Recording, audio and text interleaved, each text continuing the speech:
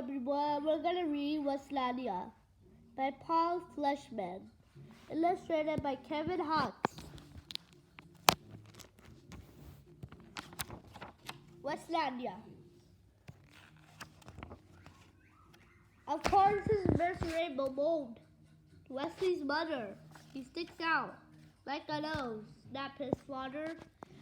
Listening to the heating vent, Wesley knew they were right.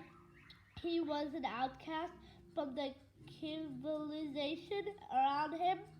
He, alone in his town, disliked pizza and soda, alarming his mother and the school nurse. He found professional football stupid. He refused to shave half his head, the hairstyle worn by all the older boys, despite his father's bribe of $5.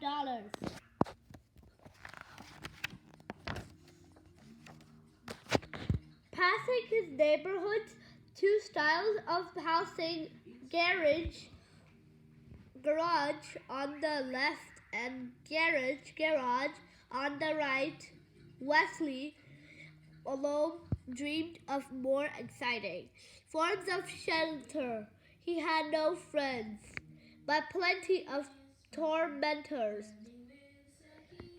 Feeling them was the only sport he was good at.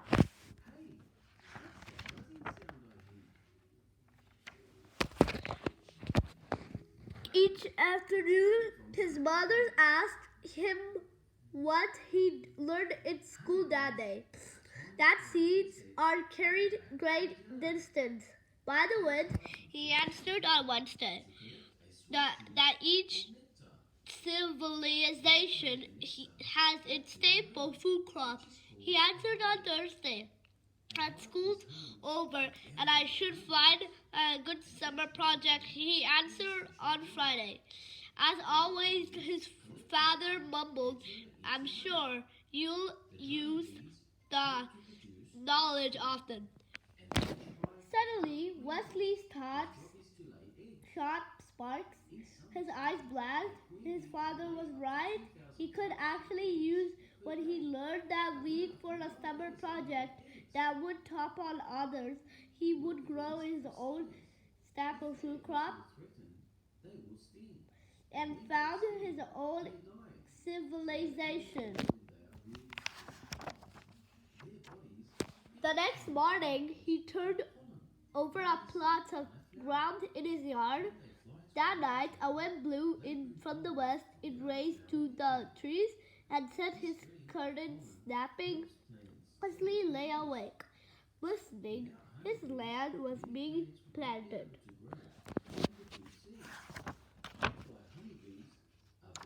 "5 days later, the first seedlings appeared. You'll have almighty bedlam on your hands if you don't get these weeds out," warned his neighbor. "Actually, that's my crop," replied Wesley. "In this type of garden, there are no weeds." Following ancient tradition, Wesley's fellow granders grew tomatoes, beans, Brussels sprouts, and nothing else. Wesley found it thrilling to open his land to chance to invite the new and unknown. The plants shot up past his knees, then his waist. They seemed to be all of the same sort. Wesley could find them in any plant book. "Are those tomatoes, beans, or Brussels sprouts?" asked Wesley's neighbor. "None of the above," replied Wesley.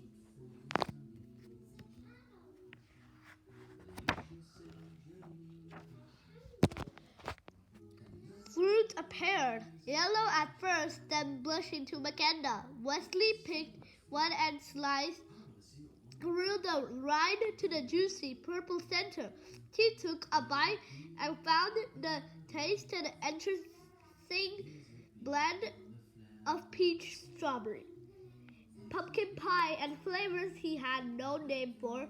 Ignoring the shelf of cereals in the kitchen, Wesley took to breakfasting on the fruit.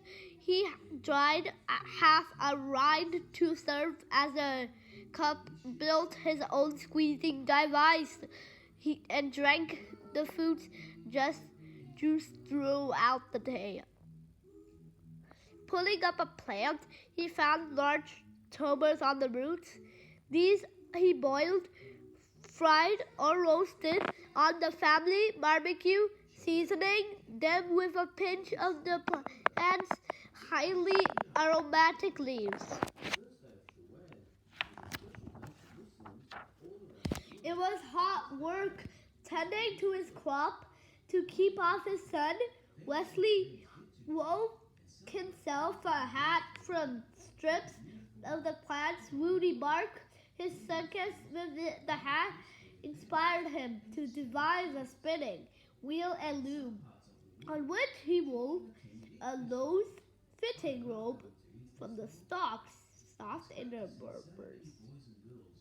Unlike jeans that he found scratchy and heavy, the robe was comfortable, reflect the sun, and offered myriad opportunities for pockets.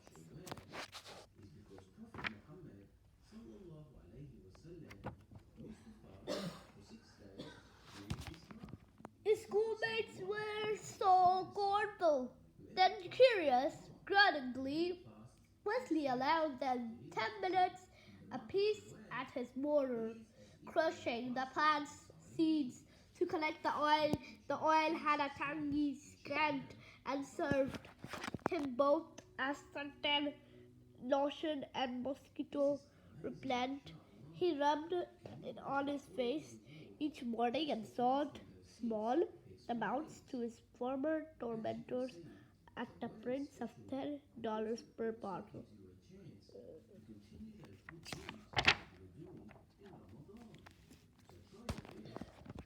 What's happened to your watch? Asked his mother one day. Wesley admitted that he no longer wore it. He told time by the stock that he used as a sundial and had divided the day into 8 segments